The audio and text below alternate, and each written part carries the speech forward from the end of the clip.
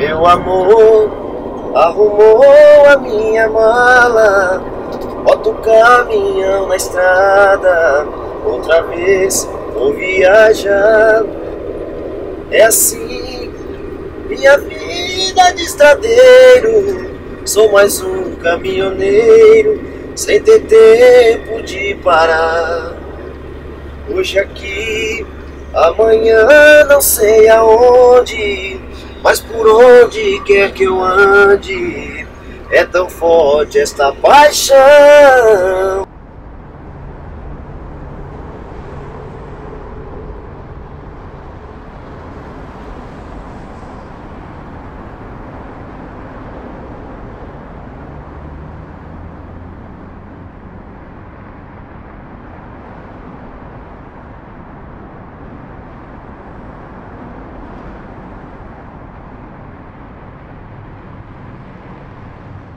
Desde pequena, eu sempre falei, não pega carona com estranho na escola, sempre tipo de, né? Desde pequenininho, porque ele estudava, ele vinha de ônibus, às vezes o ônibus quebrava, eu falava assim, espera seu pai buscar, nunca vem com gente desconhecida, né? E hoje na atualidade, hoje é o contrário que ele tá fazendo. Eu comecei a pegar carona faz mais ou menos em torno de um ano. Eu comecei a procurar sobre viagem na internet, até que eu cheguei num site que chama Mochileiros e eu vi um relato de uma pessoa que tinha viajado até o Chile de carona, e isso eu fiquei surpreendido, me deu muita vontade de saber o porquê que ele viaja dessa forma, como ele viaja dessa forma, e com isso eu fui procurar mais histórias. Eles no começo eles achavam que eu nem ia conseguir minha primeira carona. Mas quando eu cheguei no destino, eu falei, mãe, estou em São Paulo. Ela nem acreditou. O que a gente ouvia era, olha, cuidado com isso, cuidado com aquilo, né? Não vai conversar com quem você não conhece, né? Cuidado se for pegar carona, é perigoso. Esse tipo de comentário a gente sempre ouve, né? Eu cresci numa cidade do interior, então o medo de tudo e as ideias sobre tudo é uma coisa bem antiga que passa de pessoa para pessoa, sabe? Então cresci escutando das coisas mais simples assim, por exemplo, como olha com quem vai falar na rua, não fala com fulano de tal, ou não fala com aquele lá, com o vizinho, ele parece estranho, sempre rodeado daquelas coisas de quem poderia ser perigoso, né, ou que era perigoso, né. A desconfiança está atrelada ao medo. Eu desconfio de alguém quando? Eu desconfio de alguém quando eu acredito que esse alguém possa me trazer algum dano, algum prejuízo. Então, as pessoas que são educadas de uma maneira a não temerem outras pessoas, ou a não ter medo de desconhecidos, ou a não ter medo de situações novas, são pessoas que correm muitos riscos desnecessários. Alguns riscos a pessoa sempre tem que correr quando enfrenta o novo. Se fosse tão perigoso assim, eu não viajaria. Porque assim, eu fiquei muito mais com medo de ficar no centro de São Paulo à noite do que viajar de carona, por exemplo. O perigo você pode encontrar em qualquer lugar, independente de você estar na estrada ou não. Falar que não há perigo é mentira. Acontece de vez em quando, tá engraçado, estarada. A estarada aparece de vez em quando assim, tem uns que dão a carona com segundas intenções. Eu acho que também tem o direito de educadamente tentar alguma coisa se ela quiser.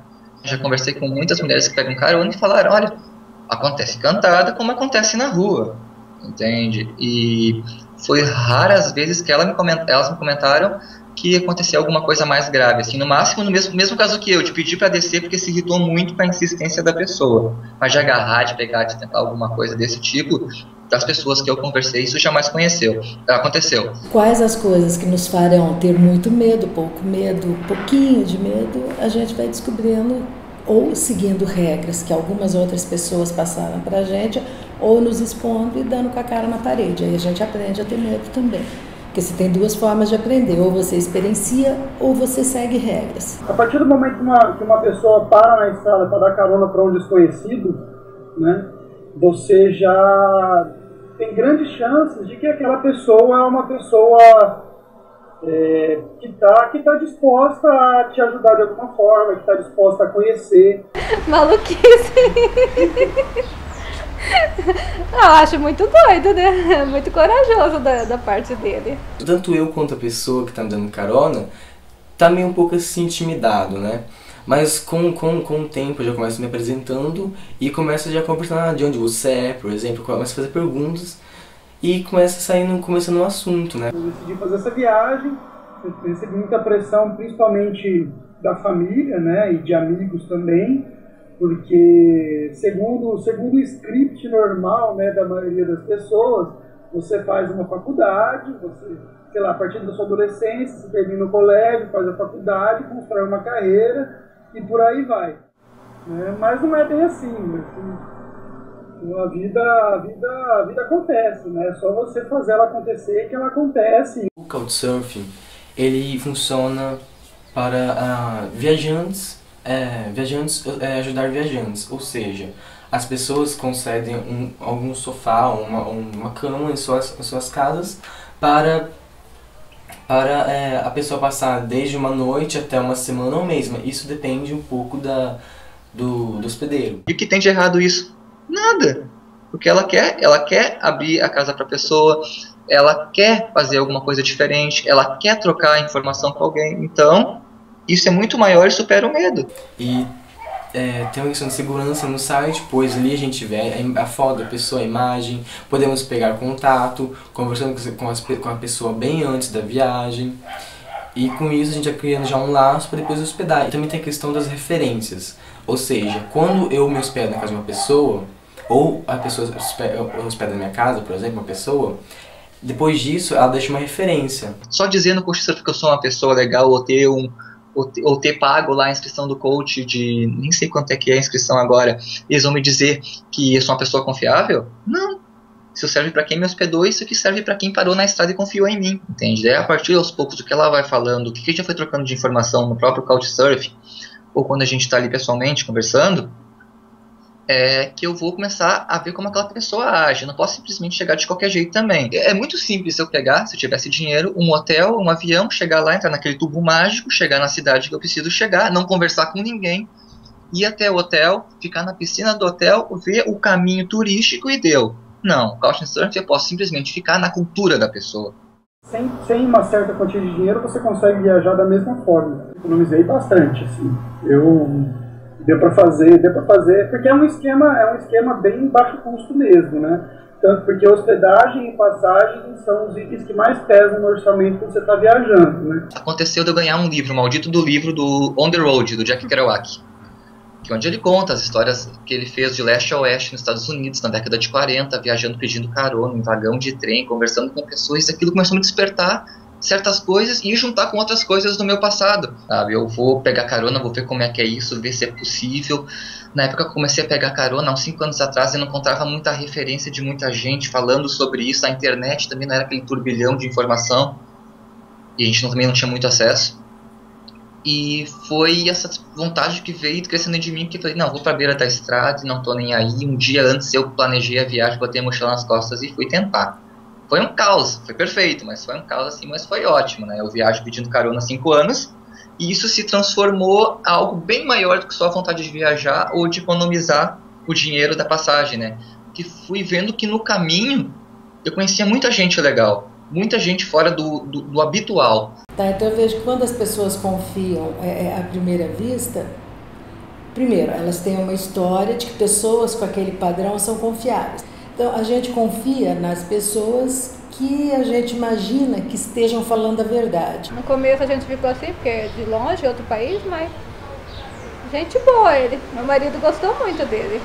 Quando uno entra ya como a su casa, a su territorio, sí, ya entra como en un punto de confianza, donde puede llegar a ser el punto de volverse casi una familia para uno. Nós viajamos pela Bolívia, depois viajamos pelo Peru, pela Argentina e depois eu fui com um amigo meu que eu conheci em Buenos Aires. Nós fomos para o Chile, depois voltei para o Peru, do Peru para o Equador, do Equador para a Colômbia, da Colômbia para a Venezuela e depois voltei para o Brasil. Eu já fiz 17 estados brasileiros, tudo pela costa pedindo carona. Também já fiz todo o Uruguai, norte, sul, leste, oeste do Uruguai. todo o centro-norte da Argentina até o fim do mundo no Ushuaia, tudo pedindo carona, tudo sem dinheiro, tudo vendo como é que vai dar. E também fiz, o que eu fiz mais? Uma partezinha do Chile que eu precisei atravessar para poder chegar no Ushuaia, lá na Terra do Fogo. Eu já fui para São Paulo, Belo Horizonte, Aracaju, Maceió, João Pessoa, Recife, Rio de Janeiro, Curitiba, Londrina, Arapongas, Cianorte, Raul Soares, em Minas Gerais, Votorantim, em São Paulo, Ilha do Mel, em Paraná. Voy a ir al estado de Goiás, a Goianía, a Brasilia, después bajaré a Sao Paulo, a Río de Janeiro, iré a Belo Horizonte, después volveré otra vez a Río, después a Santa Catarina y a Río Grande do Sul, y ahí entraré ya a Uruguay.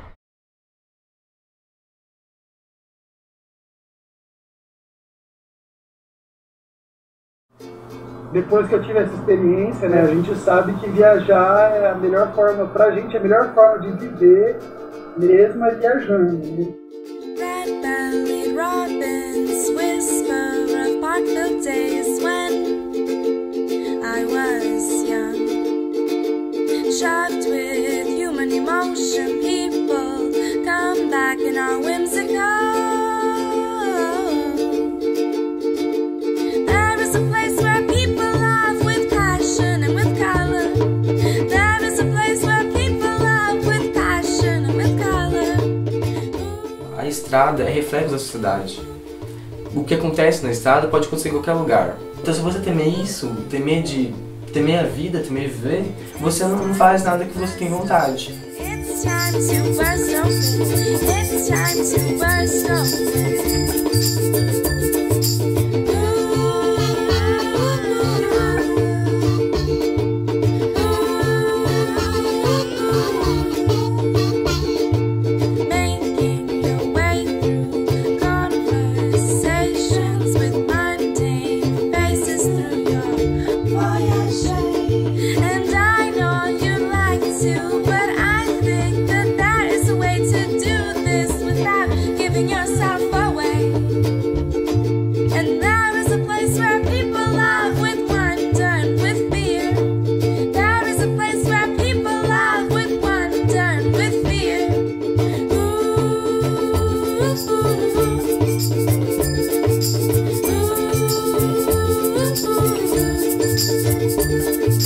It's time to burst open. It's time